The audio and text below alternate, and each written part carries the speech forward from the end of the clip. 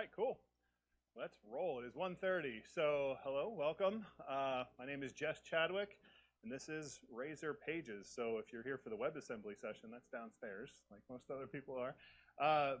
No, so I am, among other things, Microsoft MVP and the host of the Static Void podcast. So, if you're at all into podcasts, I definitely recommend giving that a listen. It's not much of an investment because we only do about once a month. So, you know.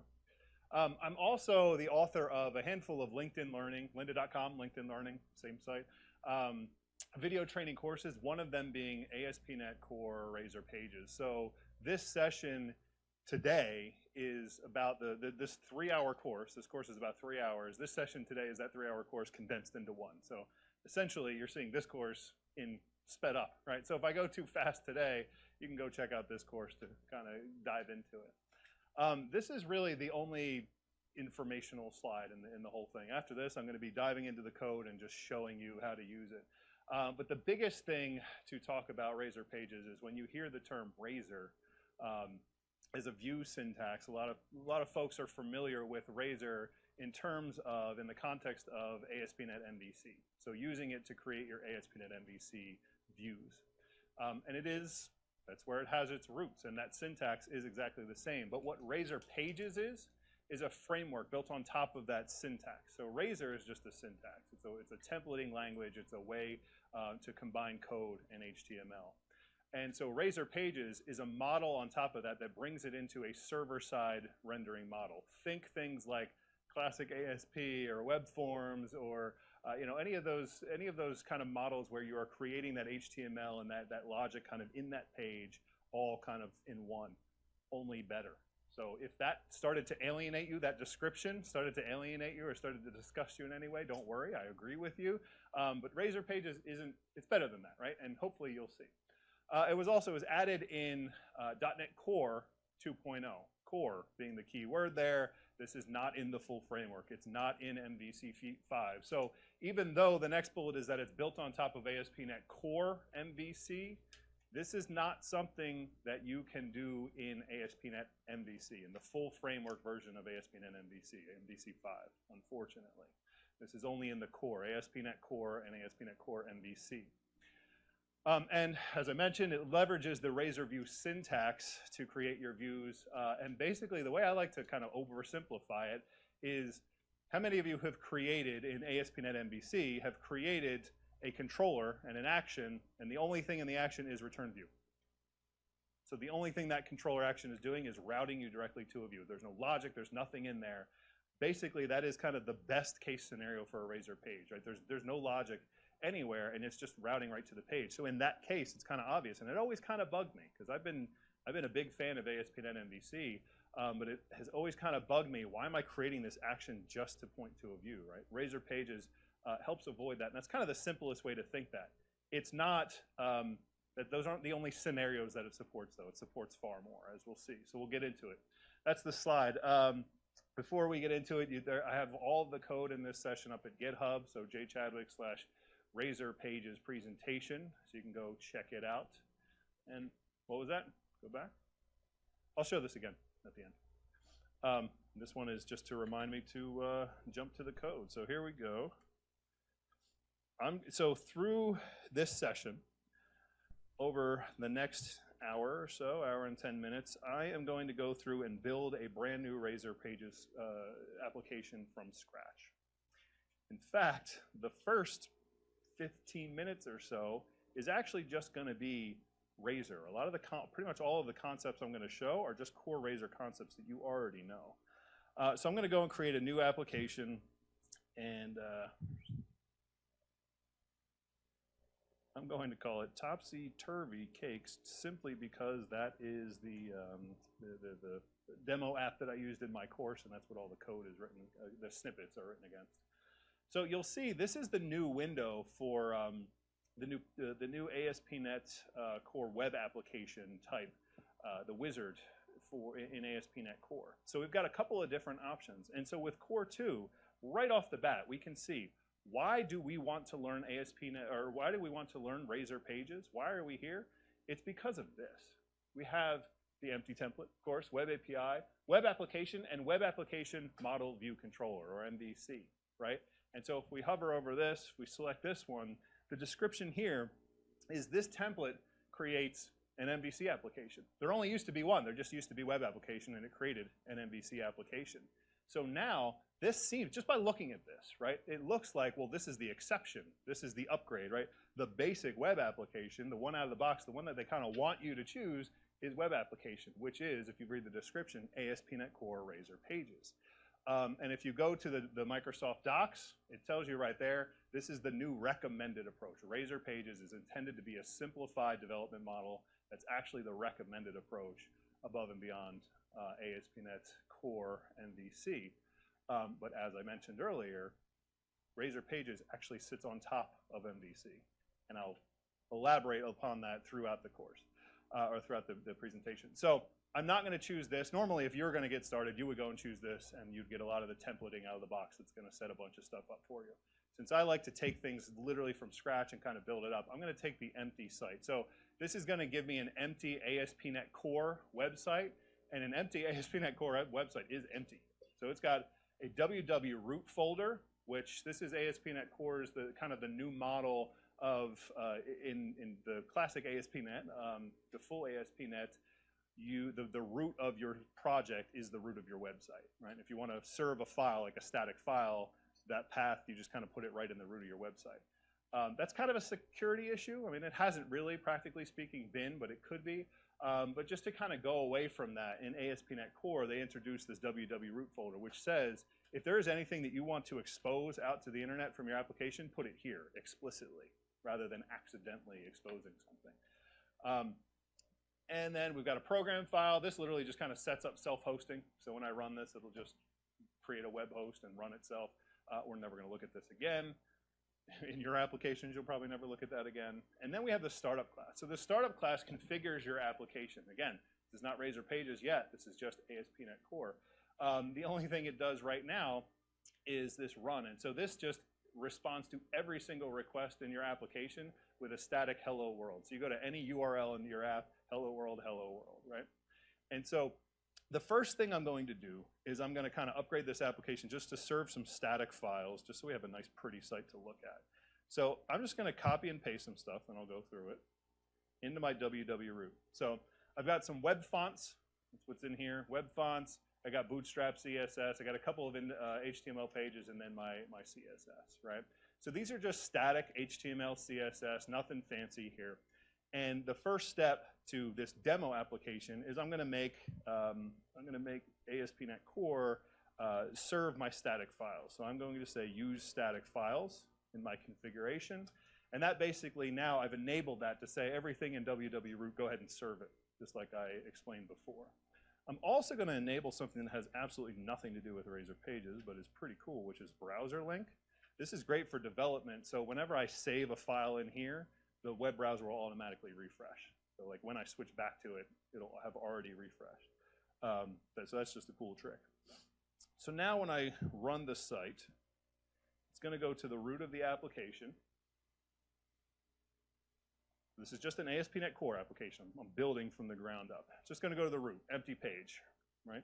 Because I'm serving static files, so I actually have to go to that file, index.html. This is my site. These are my two pages. The index page with static content, linking to the recipe HTML page, static content. This is the template that I'll kind of build on later, right? And that's the site. So now that's serving static content. Let's talk about serving Razor Pages. So there's a couple of different things that you need to do in order to actually use Razor Pages. As I keep saying, Razor Pages is actually built on top of ASP.NET Core MVC. That means that I'm going to first, in order to enable Razor Pages, I'm not actually going to enable Razor Pages, I'm going to enable MVC. And I'll actually say use MVC with default route. So this tells ASP.NET Core, go ahead and register that MVC kind of middleware, that pipeline. And so at this point, with this in place, and I actually have to go in and register the dependency injection, which I'm not going to talk about right now. With this in place, I can now go in either direction. I can start making that controllers folder and start building those controllers and the views folder and build the ASP.NET MVC site that we're all familiar with.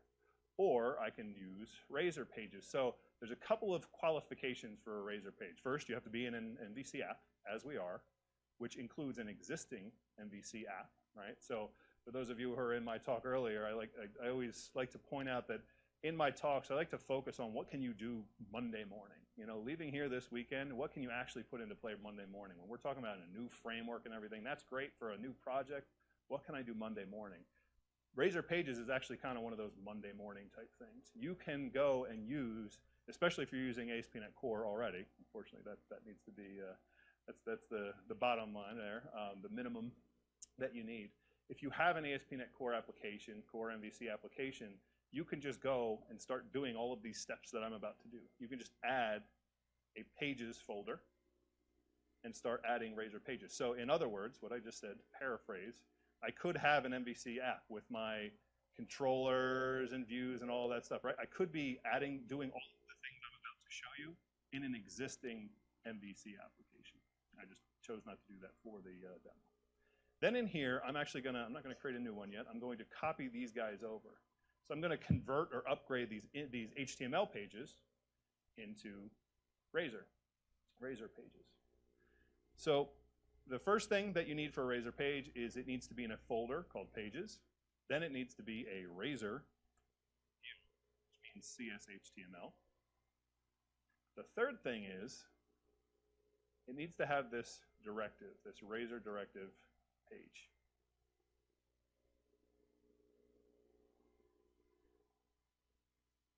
And apparently you have to close it and reopen it again.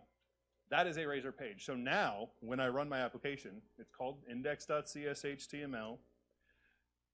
But when we say that it's built on top of ASP.NET MVC, it uses ASP.NET MVC routing, binding, all action filters, all of these things. And so it just incorporates the Razor Pages conventions in there. So when it ran and I hit the root of my site, it went through the default ASP.NET routing, right? And it said, I don't have a home controller and an index action or anything. I couldn't find that. But I did look in the Pages folder, and I saw a page named index.cshtml. So there you go. That's your default page. Likewise, if I convert this one, same thing, CSHTML. That's obnoxious. And then @page.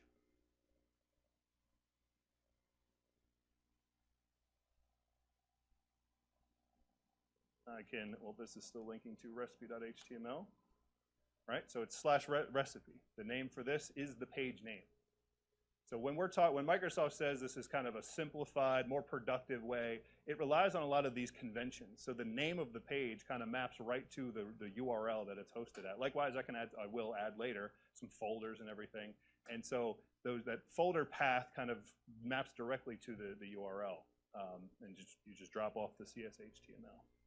Other than that, right now, everything I'm about to show you in the next about 15 minutes or so is just Razor, right? So how many of you are already familiar with Razor, the Razor syntax in an ASP.NET MVC site? Okay, so I'm gonna go pretty quickly through this because it is interesting and it's nice to actually see it in a Razor page, but like the core concepts here are basically just Razor. So the first thing I'm gonna do, I'm gonna go down and I'm gonna go to my index page. For those of you who aren't familiar with the core Razor syntax, it's basically just the @ symbol. That's what starts everything off. Razor it's kind of introduces code mode into your HTML. You can think of it like that. And it's saying the @ symbol says, I'm gonna start writing code, and then you just write your code. Like if I wanna render the time here.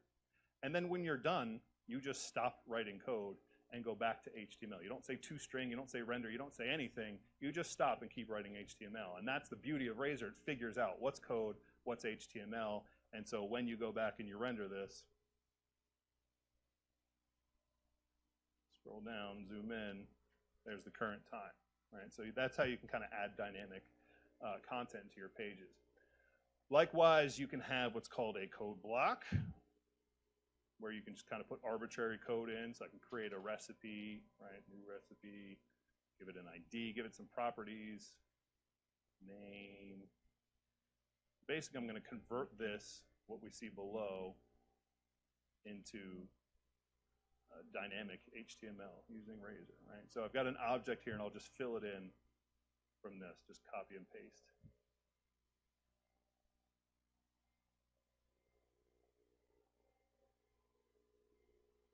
right? And from here, I can now say at recipe, so I've got full IntelliSense and everything, description, recipe.name. There's the link to the actual recipe page. We'll fix this reference to the HTML, and right now we'll pass it in via a query parameter. Right, so make an anchor tag to the recipe page and pass in a query string ID with the recipe ID. And I'll leave that alone for right now. So I've just converted the first one. So if I switch back, I'm going to switch back just to show that it's not broken, but none of this is really going to change most of the time, just proving that it's still working. So now I've converted the first one, but not the second one. Now I can get a little bit more crazy, right? I can go and I can create, let's say, a new array, right? Var recipes equals new array of recipe objects.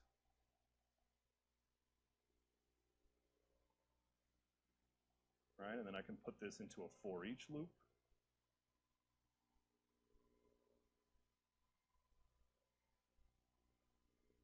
So for those of you who have used Razor before, this is old hat for you. This is what you do on a daily basis. For those of you who've never seen it, here's Razor in action. Right, here's the beauty. I'm just writing code, and when I want to write HTML, I just write HTML and just switch back and forth. And so now I'll delete this one. If I switch back, it's just showing the first one because that's the only one in the array. I can also do, this is the time where I kind of skip ahead in time and I show you, I copy in some classes to kind of upgrade and actually get some behavior in here. So over in my snippets folder, I've got these models. I've got a folder called models, which is pretty much exactly the concept of models in an MVC application, right? This is the behavior or the domain logic in my application. This has nothing to do with web. It has nothing to do with HTML. It has nothing to do with ASP.NET at all. This is just basically, this is how I manage my recipes, right? So I've got an interface that describes my recipe service where I get them, just a basic CRUD interface. I've got the actual recipe object, a class. I've got the entity framework database context that I can use to read those entities. And then I got this recipe service that takes in that data context and calls it, wraps it around, right? That implements this recipe service. So that's my model. And I could be using this model in my controller actions elsewhere in the site, but I'm going to use it right in my page. So here is where I'm going to make some people squeamish. And if you're not squeamish when I do this, you should be, because this is bad. But it is a good way to kind of see how Razor works. So I'm going to create a new instance of the recipe service right in here. And I don't have the IntelliSense because it can't really find it. Not because I just added it, but because we have not mapped up the namespace yet, which I will do later. Right? So add that namespace in. Now I've got that. I'm creating a new instance, right? The reason that I say this should make you queasy if you see this is because now I'm starting to add some logic into my page, right? And so for those of you who are sticklers for separations of concerns like I am, this is making you really upset because I'm starting to get more and more logic. This particular instance is borderline because all of my logic is still in the recipe service, right? So it could be debatable. Am I making a data call or not? Well, I'll leave that alone for right now, but I'll also come back and fix it later. So I'm just going to make that call, and I'm going to get all of the recipes there. So rather than kind of hard coding that in the page, I'm going to dynamically grab them. If I can jump back to the browser, we can see the page has refreshed. Now I have 3 of them because I have 3 in the database. The image is the same for all of them because I haven't replaced that yet. Now that I have this new object, this new recipe object, this class that I just brought in has a whole bunch of other stuff. One of them is getLine inline image source. It's just a handy little helper that renders the image right in the page. Now that I've done that, the images are there, and I've now dynamically rendered that HTML with a call from a database with just a couple of lines of code.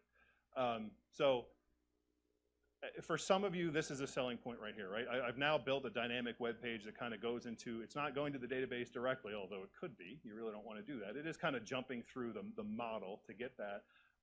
But it's going, grabbing that data, rendering out. I haven't created a controller. I haven't even done any routing. Right? This is all just kind of out of the box with a handful of lines of code. So now let's jump over and let's implement this recipe page, right? So if I click on one of these, this is just the template right now. I can do the same thing to this recipe page. And I'm going to go very quickly because there's nothing really new in here. I'm just going to go through the motions of converting it. So instead of all of the recipes, I'm going to get one. I'm going to find it by an ID. What's the ID? I'm not ready to really do that just yet, so I'm just going to hard code it now. So give me recipe ID 1. The other cool thing about Razor Pages, I could have done it in this get all command. I'll go ahead and do it now. Is that it supports async and await. So I've got two versions of all of these methods, the async one and the non-async one. And so if I use those versions, I can now introduce some parallelism, some threading, some tasks into my pages that may or may not help them run a little bit better. The reason I point this out is it's still up to you kind of when and how is the best way to use async and await. But this is very clearly, with ASP.NET Core in general, they're very clearly going down the line of recommending that you do as much as possible in kind of a task asynchronously. And so generally speaking, you're going to be doing this a lot. So now that I've got my recipe, I can go and replace everything in this template. And rather than, since you're not learning anything new, I'll just go ahead and copy it from my snippet.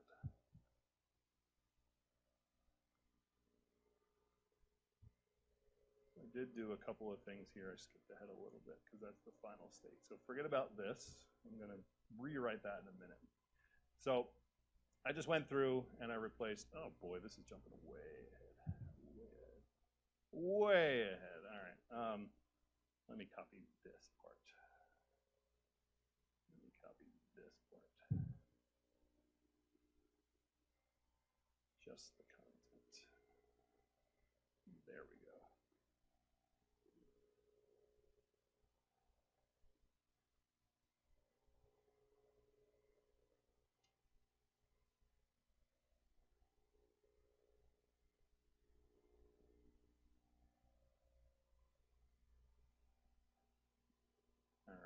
I think I'm missing some markup there, but it's fine because it rendered. So now I am rendering the page, and it just happens to be the same page for the one that I clicked on, but I haven't actually implemented routing yet, right? It's still using that hard-coded ID. So even though I'm passing in ID 3 up on the URL, it's just bringing in 1 every single time because I hard-coded that in there. So I already gave you a sneak preview of what this is going to look like, but what would you do in ASP.NET? Forget about ASP.NET Core. What would you do in ASP.NET, right? So the simplest way to do this is, well, let's just grab that off of the query, right? We'll say query ID.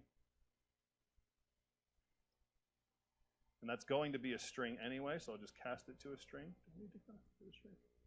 And then because my thing needs a long, I'm going to parse that to a long. So now what this is doing, now I've made it dynamic, right, by basically just reading from the URL in the classic ASP.NET sense. The page has refreshed. We can see I'm on ID 3, which is the sponge cake. Pumpkin pie should be ID 2. Right, so now we've got 2 dynamic pages with just a handful of code. There is, so just like in one of the magic things with ASP.NET Core and MVC is the routing. That is one of the huge things where you can really control your URLs. You know, this query string parameters, it's so Web 1.0, right? This is like the 90s stuff. You want, today we put things in the route, preferably meaningful things. This is arguably not going to be that meaningful other than putting the recipe ID in the route. But in ASP.NET Core MVC, you're going to be defining that route in the global routing table that says, you know, chunk up the URL into controller, action, and an optional ID, right? With Razor Pages, you do it right in the page. You don't do it in some global spot. You do it right in the page. The route to the page is where this starts, and then whatever template you want after that, what comes after that is what you can manage here. And so you define that route just simply by putting a string. And so what I'm saying is, take the URL, take everything after recipe. I'll zoom in a second. And this is what I want my route to be. right? Recipe /1.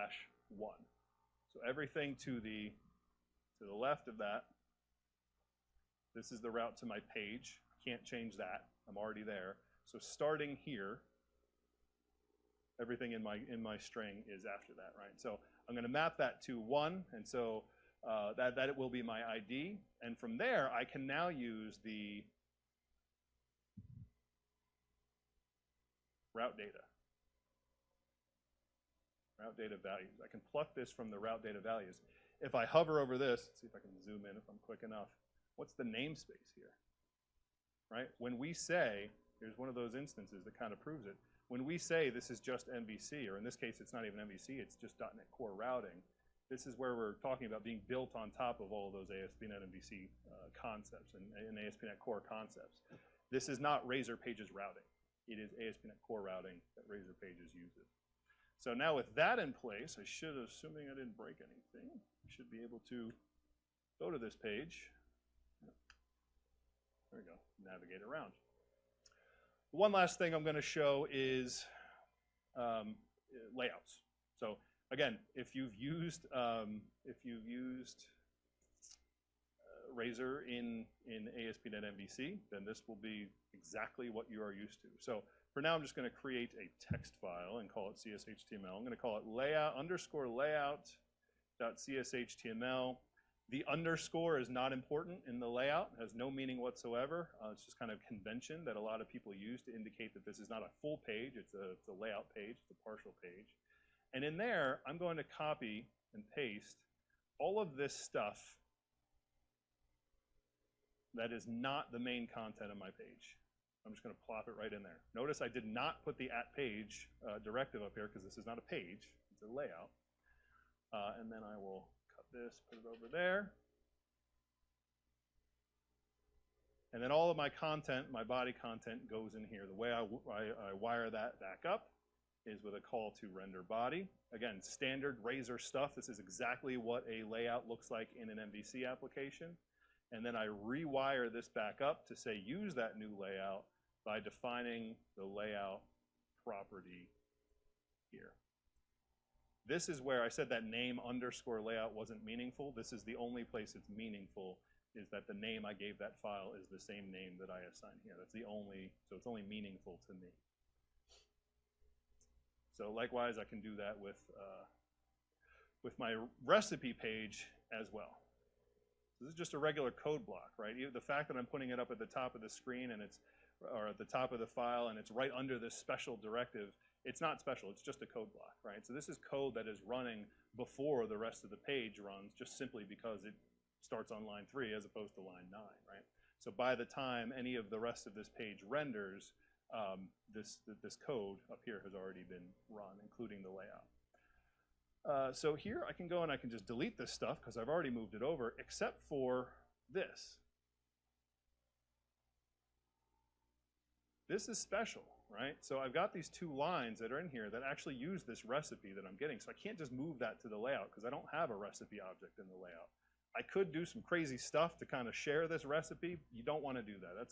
That's what a lot of people, their first kind of knee-jerk reaction is to kind of give the layout a pointer to this recipe you just got, which is definitely possible, but certainly not what you want to do. So I'm just going to move it into the content for right now, and then I'll move it back out to where it belongs in a minute. So there we go. This is my new page. I've got a couple extra copies and pastes in here. Should be fine. All right, so if I jump back right now, this would work. It would just not be in the right place. But now let's make it in the right place. So what's happening here, in order to kind of rephrase what I'm doing, this is the first one that I should have copied and pasted from the index.ch.html, right? In other words, we're in the same spot here. This should have been dealt with in the same way.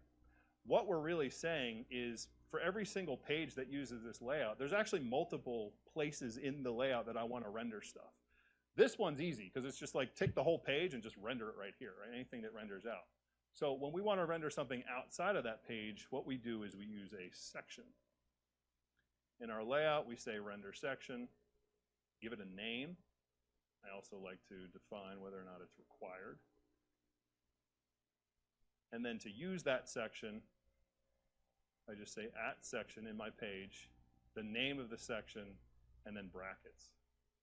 Right? So it's kind of like a function call to say anytime, whenever you say render section, just execute this code in this block. Same thing over here.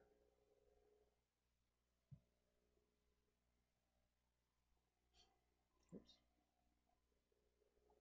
Right, so now I've got some sections, now I've got some code in here on both of these pages. I could jump back and refresh now, but everything looks exactly the same. There you go, very underwhelming. So that's layouts. There's again, exactly like I would do with traditional Razor. So nothing specific to Razor Pages here. You can, in fact, also, if you are mixing and matching a Razor Pages application in your MVC application, you can reuse your MVC layouts. So the next thing, we have a couple of other special pages. Again, just Razor. And they are a start page, a view start page, and a view imports page. These names are important, so I'm just going to kind of use the template. So I'm going to click that, use the template. The view start page, underscore view start page, is code that is going to run before every other page, every other Razor page runs in the folder and in all of its subfolders. So that means that it's going to run before this runs, and since the reason that most people use a view start page is to set a layout, it's already set there by default. And so that means I can just cut this, right? Because this is completely redundant. It's literally the same code. It does the same thing. So I can remove both of these references to layout. If I refresh, it looks exactly the same because it's all just refactoring. I can also execute any other code that I want to execute here before the pages. The other special one is the imports. So this one you generally don't use as much in Razor, in an ASP.NET MVC application.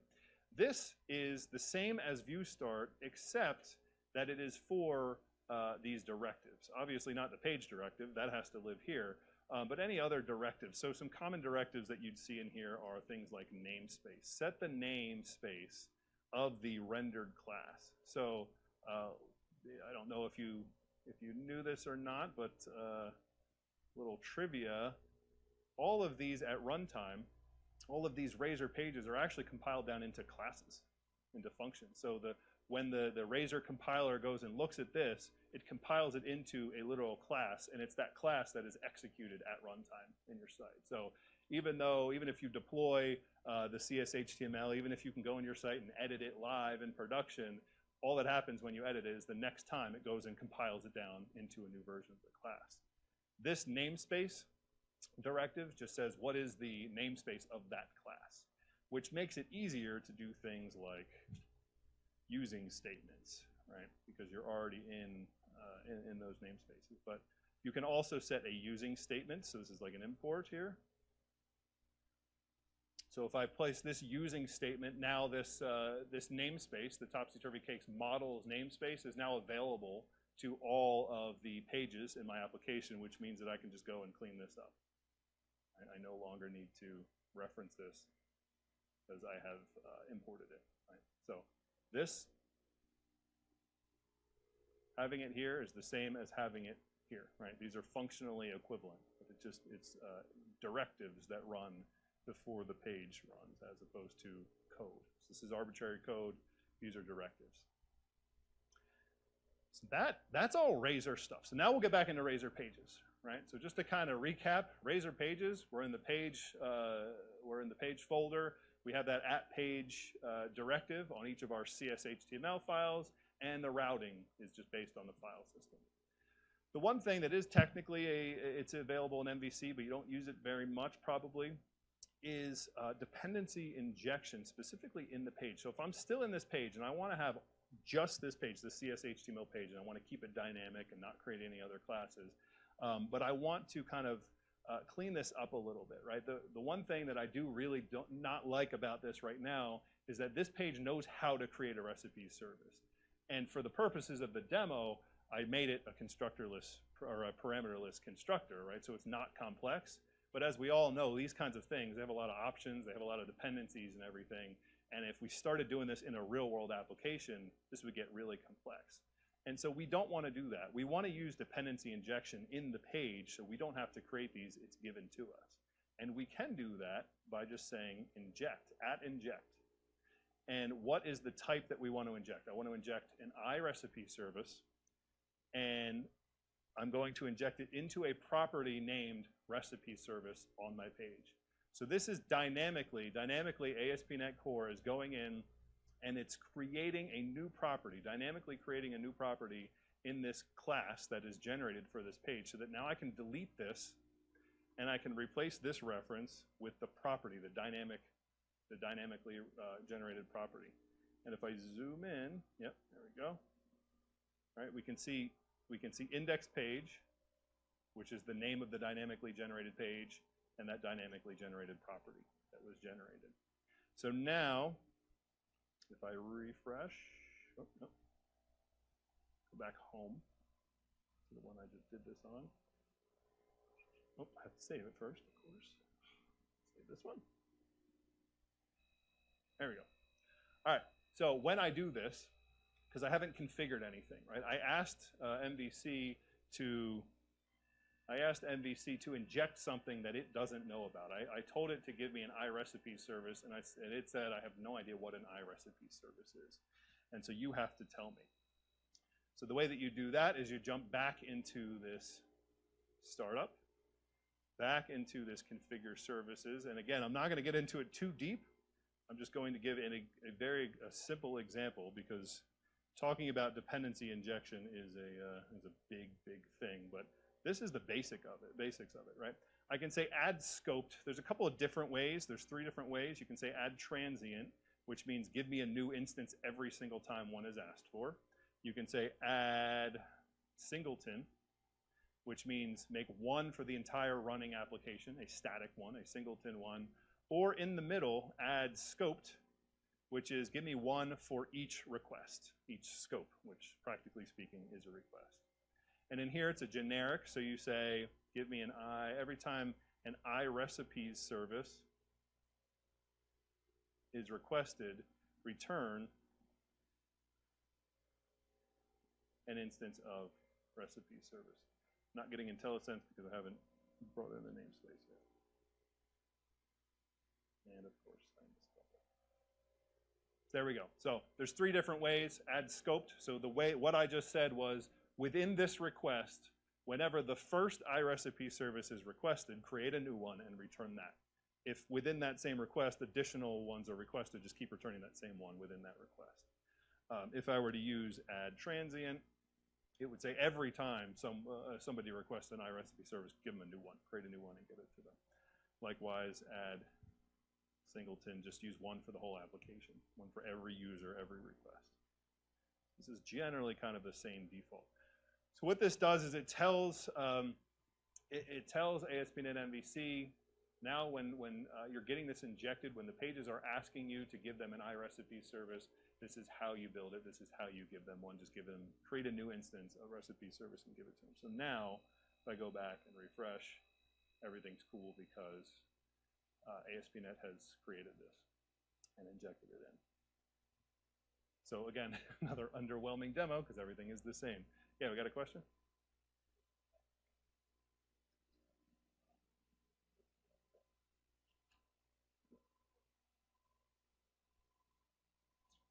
Yeah, so I mean, when I get into it a little bit more in the kind of advanced talks, if we look at this recipe service that's implementation, I'm not actually going to do it, but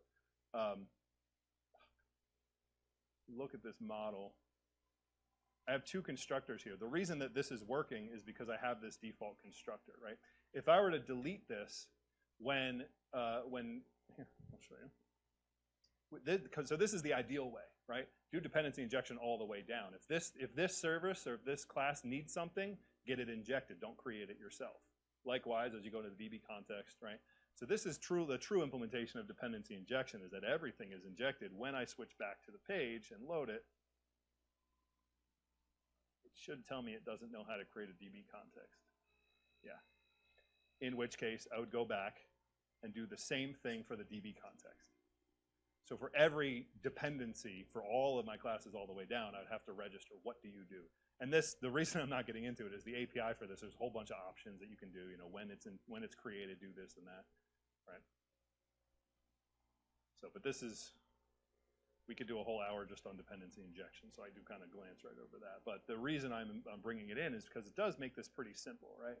And now once we have this, we can kind of even get rid of this code and just kind of do it right there in line, right? So we've got a pretty simple, straightforward page. So again, we're still in pretty squarely in Razor land, not even necessarily Razor Pages. So let's talk about Razor Pages, really. Before we get in there, hold on, there's one more thing. How many of you are familiar with tag helpers? No? Okay, cool. So this is a feature in ASP.NET Core MVC, as you'll see in the namespace I'm going to type out. Microsoft, I always get this wrong. ASP.NET Core.mvc.tag helpers. Pretty sure that's right. So as you can see, in my Razor Pages application, this is yet another thing where I'm building on top of MVC, right? I'm importing the tag helpers. What tag helpers are is a very cool way. How many of you are familiar with Angular, the client-side framework? A couple of you? Yeah. So Angular, you use a lot of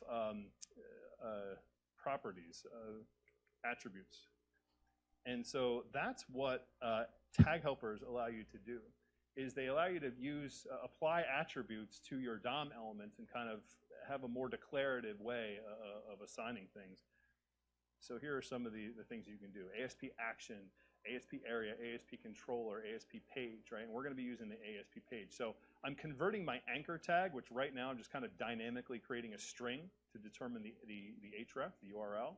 Instead, I'm going to be more declaratively saying it's the recipe page, and when you create that URL, use the route parameter ID. And so this very simple thing, again, a very underwhelming, and I can do this as well, put it up here. This one's simple, right? It's just a simple reference to a page that doesn't actually exist yet. I can just do that. When I do this,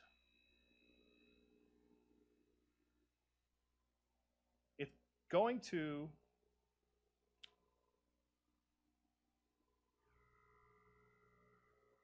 figure out what I want to do, right? So it's going to look into the routing table, the routing data, and it's going to figure out that the route to, when I assign the route data ID, in other words, pass the ID parameter, because it knows that the ID parameter is in the route that I created on that recipe page, it's going to create the correct route.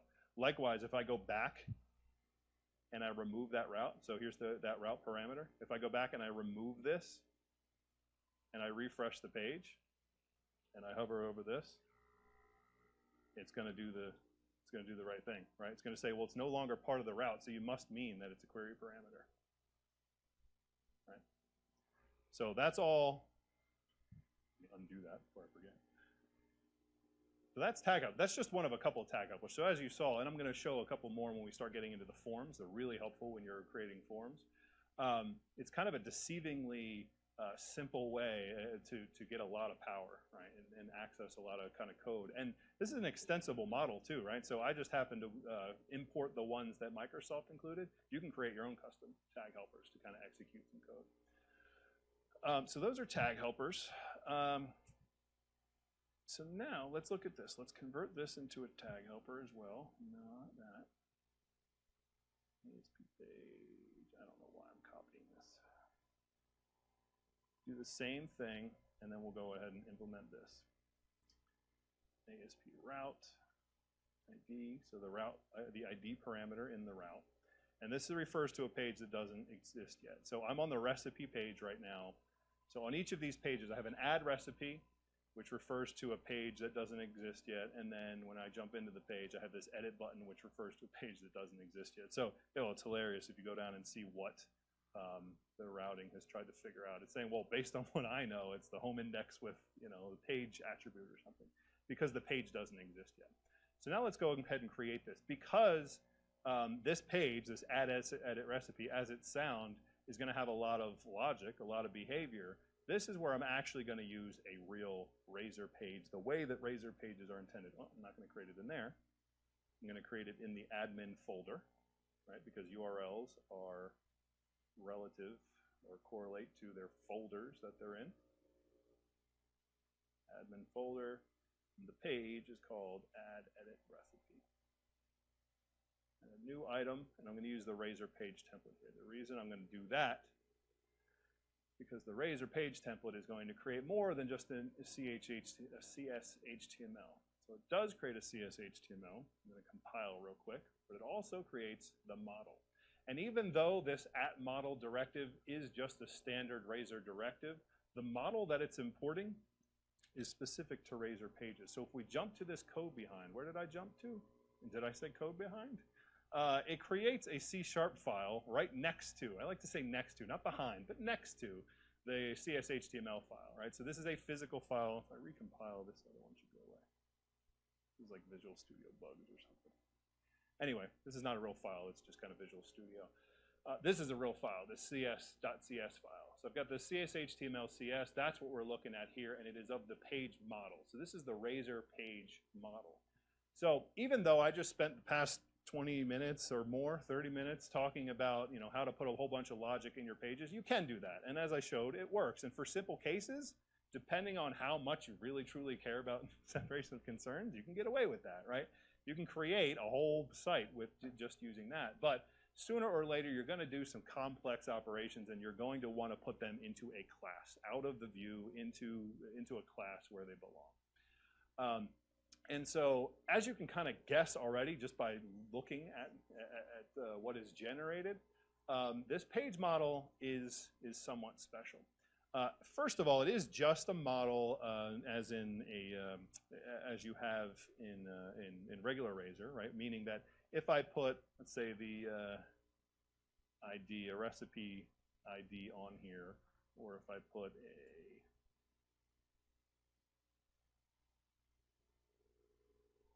recipe property on here, I can jump into my view and I can use them. Oh, I'm also going to do another one. I'm going to say is new recipe. So I'm going to make a property that looks at this ID and says if it's null, if the ID that's coming in on that query string or in the route is null, then that's a new recipe. Otherwise, I'm editing an existing one, right? And so in here, I'm kind of encapsulating all. This is just the start of some of the more advanced logic I'm going to be using. But I'm already encapsulating some logic in a class that's testable versus in my view. And in here, I can use just standard Razor. Just say, let's set the title to model. So here's why I can dot into that, right? I can say model is new recipe. So this is that property that I just created on the model, right? If it's a new recipe, then I'll make the title add recipe. Otherwise, I will make it the name of the recipe that we are editing. Not view model, sorry, data. Right? And then I can go ahead and section title and put this all in there. I'm not going to do that just now, though. So that is, actually I will do that, sorry. I'll just render that out just to show you.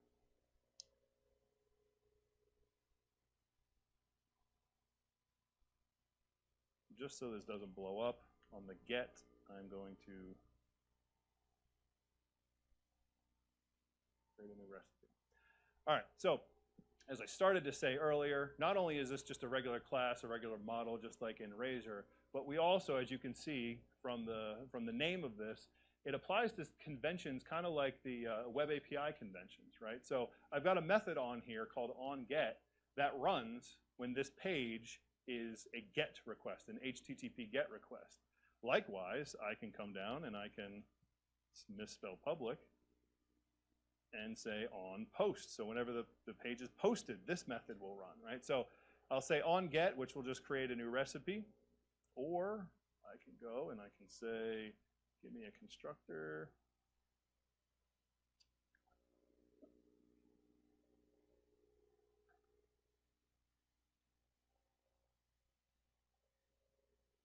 You mean iRecipe service?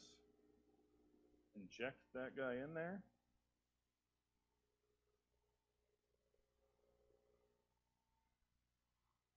And I can call this, instead of just doing a new one, I can say, if the ID comes in, go ahead and call the recipe service, find by ID, and I'm going to say, just get value or default, because if I ask for 0, then it's just going to return a null. So if it returns a null, just create a new one, right? So I'm making a page that handles both add and edit. So if this ID is good, then it'll find the real one, and that'll be the recipe that's returned. Otherwise, it will just create a new one. So when I run this, I go back home,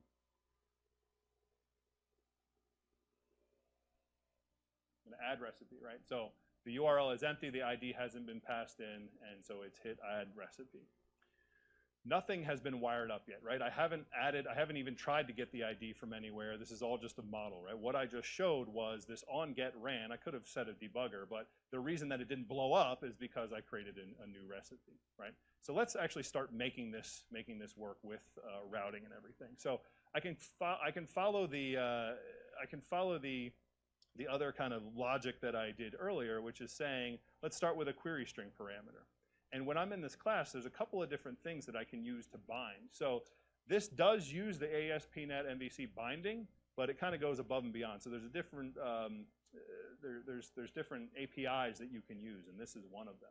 So this is saying bind this property from the query of the same name, right? So in other words, reach out to the query string, and if there's a property called ID, then go ahead and bind it. So now this should return something. So now, if I say query string ID equals 2 or 1, this should work if I save it.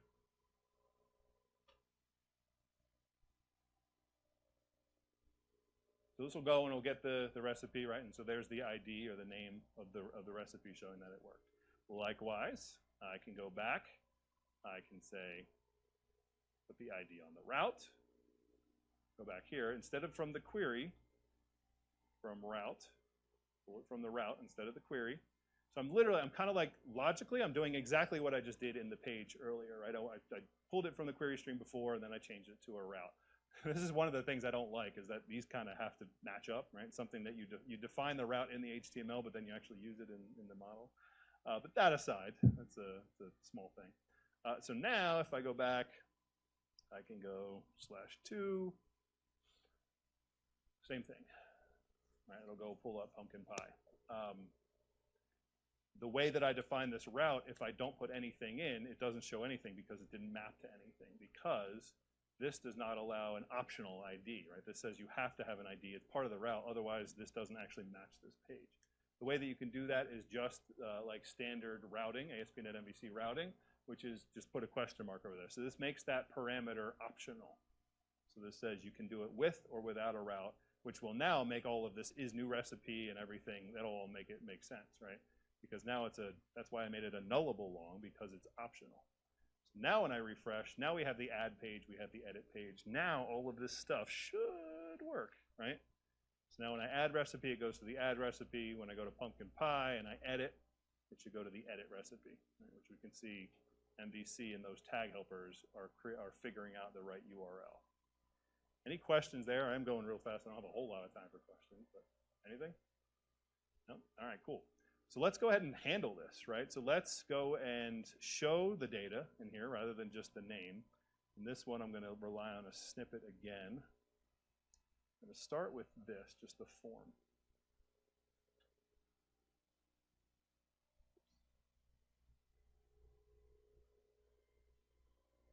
So I copied and pasted this form. It's about 20-some lines long, and it uses ASP4. So the ASP4, ASP4, ASP4, it's pretty much all ASP4. These are tag helpers. So how many of you have used Editor 4 or TextBox 4? This, yeah.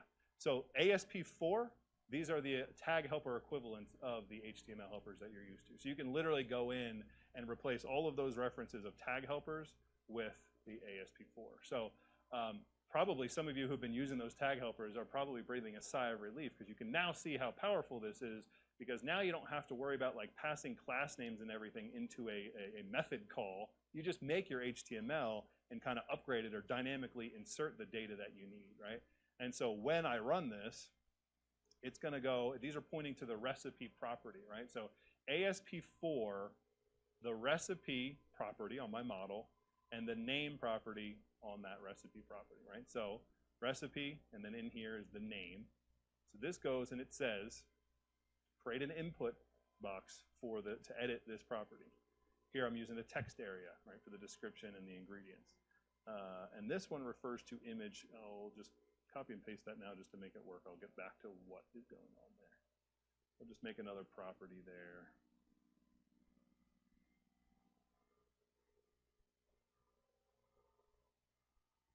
This is just used for uploading images, which I'm not really going to get into.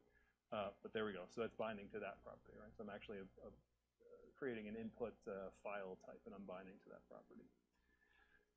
And then down here, I'm conditionally rendering a button, right? So if this is a new recipe, or if this is not a new recipe, go ahead and render the delete button, which I'll get back to what that is in a minute.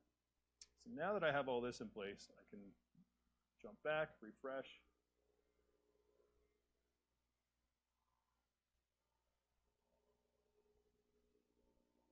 And there you go. So what has happened here is that I've gone and pulled in the get, right? So keep in mind, this is a get right now. We're about to post. So when I go and I do this, it's going to post. I haven't done a post yet, right? I've got all kinds of errors. I don't even know what's going to happen there. But this was a get. So on the get, I had the one line in there. Go and get the ID. So the ID is 2 that we're editing. That's the pumpkin pie.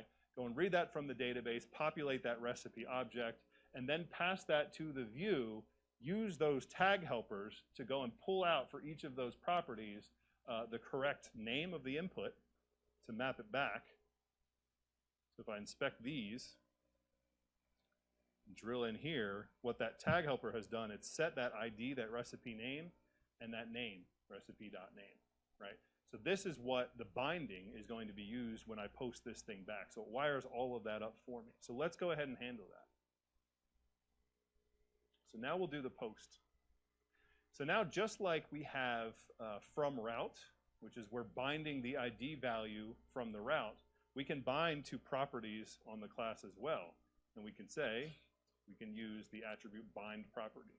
So this says every time there's a post, go ahead and bind all of the information from that post to the recipe. So this is exactly like in MVC. In an MVC action, we would say recipe, and use model binding to bind this, right? Which actually, in fact, this syntax does work. I could do that as well. But here is kind of a more declarative way to say, when you have a post, go ahead and bind all of that information to that to this property. So now if I set a debug point in here, assuming I've done everything correctly,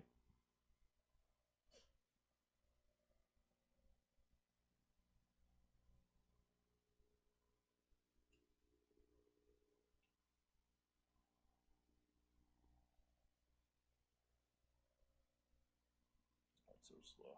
Try and debug as little as possible here. Now when I edit one, pumpkin pie, edit, change it to awesome pumpkin pie, hit my breakpoint, go and set a watch, right? So I'm saying recipe, which is the property here. And if we zoom in here, we can see that my property, the name of my property, has been updated with the value that was bound back, right? So this is just ASP.NET binding. So also, which also means that if you've extended the binding, which is pretty easy to do, if you've had any custom logic or anything that you've extended the binding, it'll apply here as well. And just to really drive that point home, let's implement the onPost. So on post here, what are we going to want to do? We're going to want to take that data, we're going to want to save it, overwrite the data in the database, save that thing back to the database, and then the proper way to handle post requests like this is called, what's the name for it? Post redirect get, I think, PRG. which basically just means you don't want to just re-render the same form again, right? What you really want to do to avoid refreshes and postbacks and editing things accidentally is you want to take that data, you want to save that, and then redirect them to another page, preferably the thing you just edited, right? So in other words, it's going to end with, it's going to be update the data, save the data, redirect, right? How are we going to redirect? Well, this is where the page model gets a little weird, right? All we really know about is this current page. So how do we go to another page in the model, right? We know how to go to another page in the view. That's just an href, right? But in the model, how do we redirect to other pages? Well, how would you redirect from ASP.NET MVC? Which one is it? Page.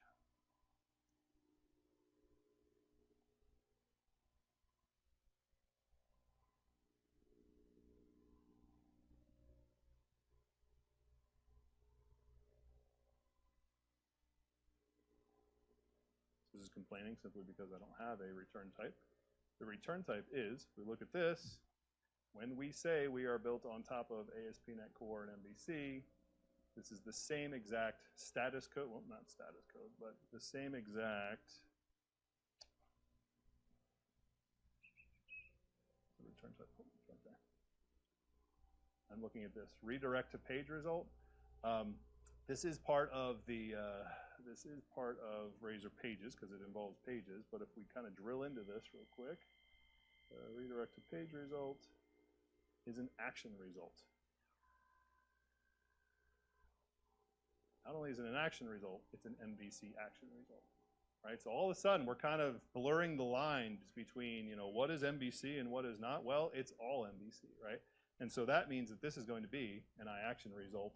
And this starts to look a whole lot like a controller action, right? But I only had to make it when I actually needed it. And so from here, and also we can do, because async is well supported everywhere, we can do this, right? Likewise, I could do this. You also don't, I went on there just kind of out of habit. I put the async suffix on there. You don't need to, it'll work without it. But that's just built in, right? So all of these Razor Pages methods can be async. So here is the point where I kind of jump over and I copy and paste some more stuff because we don't really want to go through this, right? This is just standard ASP.NET MVC stuff, right? I mean, at this point, if you looked at this just on its own page outside of the redirect to page option, this would look exactly like an action, a controller action, right? So along with model, the model state, the validation and everything, so that's the part of the page over here that I did not copy earlier. Oops. And the section, which I just didn't bother to do, right? So if I kind of copy and paste these back over here, now this is the full page, this is the end result.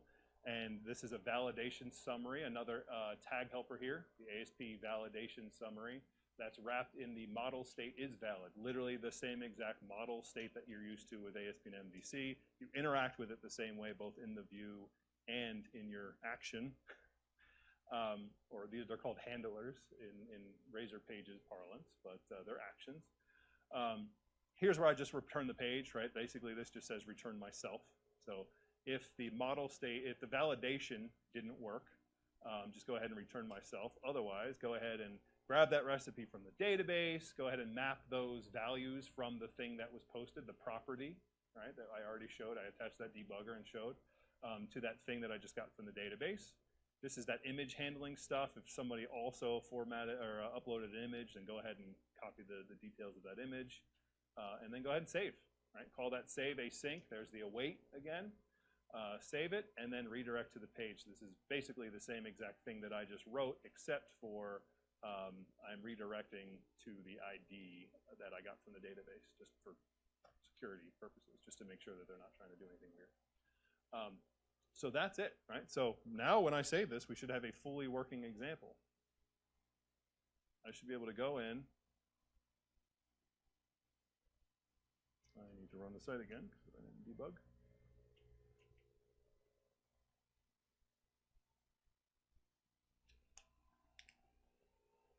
can either add or edit. It's easier just to edit. Awesome pumpkin pie. Save it back. It'll redirect me to the page. My change was saved to the database. When I went and rendered this page, look, we're back at the recipe page again, right? Because that's where we redirected to. So this recipe page went back to the database, got that back out, rendered it all out, right? So the next thing is, let's go back down to this delete action. So one of the things that if you're looking at this, and you say, okay, that's a get and a post. Those are kind of obvious, right? So when you post, here, let's show this again, just to kind of drill it in. What does this form look like? The form method post is just that, right? When you don't provide an action, it just posts back to itself. It posts back to the same page. So what are we posting to? We're posting back to the page, which is how all of this worked, right? So when we get it, it displays everything. When we post it, it saves the change back. So now, in a controller action, you would have get, put, post, delete, right? You'd be able to do all kinds of these actions. You'd be able to configure routing on the actions themselves. That's kind of one of the powers of ASP.NET MVC and the controllers. But if I want to do additional behavior, if I want to add additional behavior to this page, how do I do that? It's with something called a handler. And so it follows the similar syntax, right, where you say on delete, right? So if I want to handle the delete, I want to be able to delete a recipe through this page because I guess apparently deleting is part of adding and editing. I guess I'm being a little generous there. But I want to not only get it and post back, but I also want to delete it, right? You don't say this. You don't say on delete. What you do is you say on post delete. So you're posting back. These are called post handlers, right? So in addition to, it basically ignores the async. Again, like I said, this is optional. You don't need async. You can put it on or not. These are functionally the same. So you have on post. So on a regular post, this action handles it, or this method handles it. And then when you pass in the delete handler, this is the method that's going to get called. How do you do that? Unsurprisingly, it is with the tag helper, right? You just say ASP page handler, the name of the handler that you want to call, so delete and delete, which also, by the way, are case sensitive, and that's how it gets wired up, right? So then when you do this, you can just delete it. I'm not actually going to implement that right now. Let's just go ahead and look at this button as it's rendered on the page, right? So right now we're looking at this submit button, the delete button. So when we said handler delete,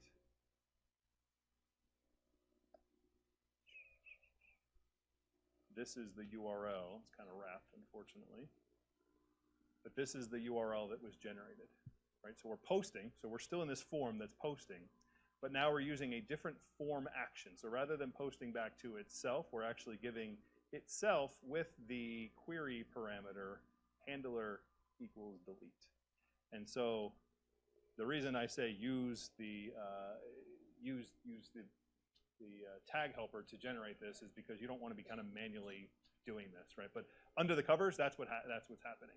When you tell Razor Pages to call a handler and that handler is called delete, it's just rendering out as a query string. When you bring it back in and it processes the page, on every single post, the first thing it does is it looks to see, has a handler been specified? If no, go ahead and run the post. If yes, go ahead and run on post plus that handler name. Right, so here is, I'm not going to do the live coding. I will copy and paste, even though it's just 2 simple lines. Delete that guy, and then redirect to the home page, redirect to the index page.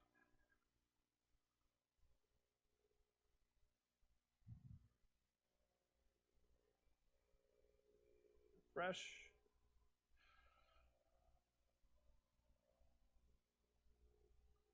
Go down, delete. Call my handler, and there we go, it's deleted. So that is it. There's a couple more things. We've got 5 more minutes. So does anybody have any questions? We can open it up for questions now, or I can go on to the next thing, which is actually kind of authorizing these things, locking it down. No? Okay, cool, let's go on. So this is where it gets even more like ASP.NET Core. and MVC. Can anybody guess how, if I wanted to authorize these pages, if I wanted to lock these down, so this is, as the name implies, it's an admin page. I don't want just any visitor to the site to go and be able to edit and delete and everything, right? If I'm going to publish this. Can anybody guess how I would lock this page down? Authorize attribute, literally the same exact authorize attribute. And you just put it right there on the page model, and it picks it up. So now, when I run this, oops, now when I run this,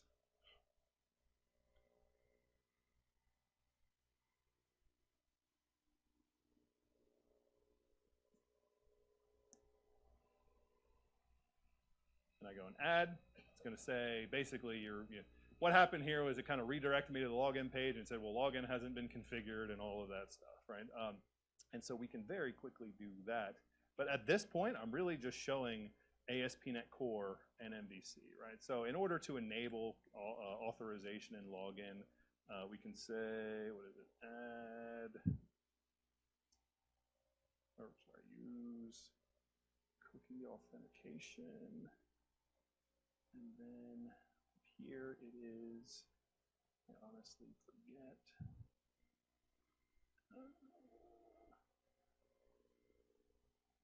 Here it is, authentication and add cookie.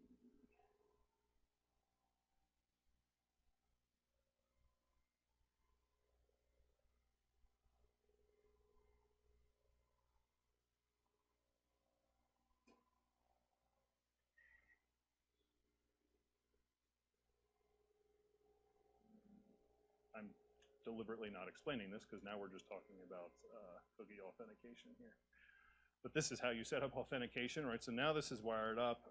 Now it's going to redirect me to a login page, which is the same URL as it is in ASP.NET MVC, which is, well, let's go ahead and do it. We'll see what it is. So refresh, this should redirect. Why is it keep dying?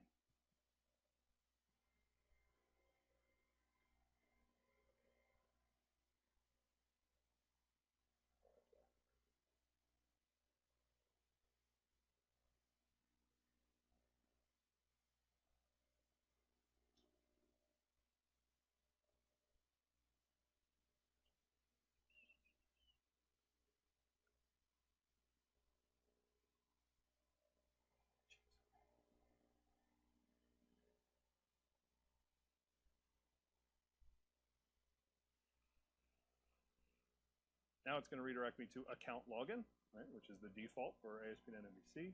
So we'll create that page, folder named account,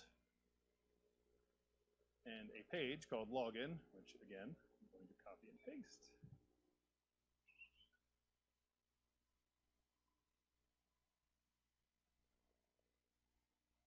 This is yet another Razor page, right? I'm not cheating. I'm not going to a controller and an action. It's a Razor page. Nothing new here. It's just using the same exact stuff that we've used on other pages. If we jump into the back here, we're actually applying some data binding attributes right there on the model here. So these actually get applied by the validation, the binding. So that's pretty cool. And then here we're just processing, again, I just hard-coded the email address and password. That's the valid username. And if they're good, then I sign them in, right? So this should work. Let's see if it works. I have 1 minute left. Cool. So it brought me to that login page. This is that new login page. If I sign in,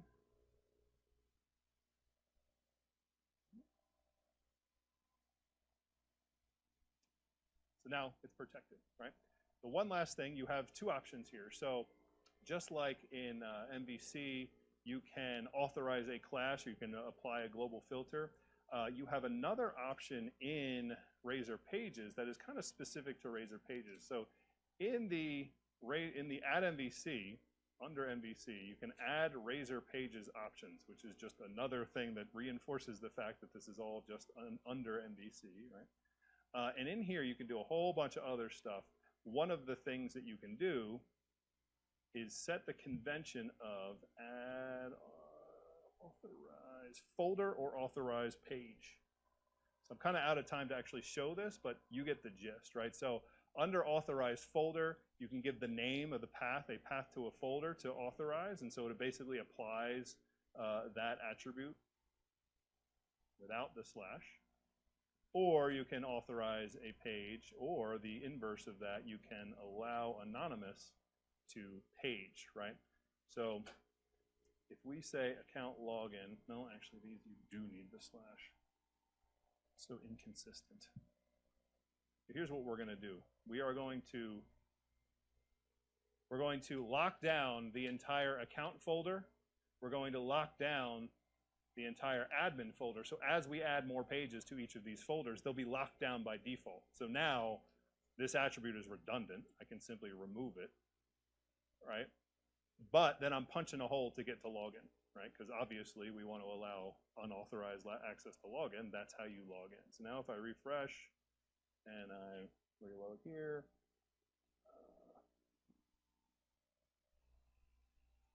my log out. Oh, my log out is gone. I'm still logged in. Shoot.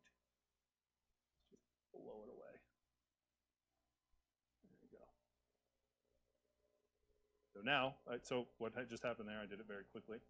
Go here, add a new recipe. I'm redirected to the login screen because it was authorized, right? So that's the magic right there. That means that the authorized folder had worked because it now locked down that admin page.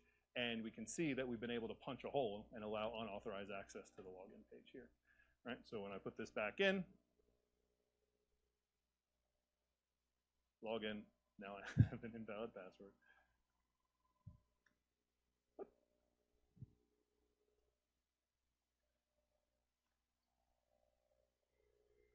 I don't know why that's working. That's not working. I must be typing the password in wrong.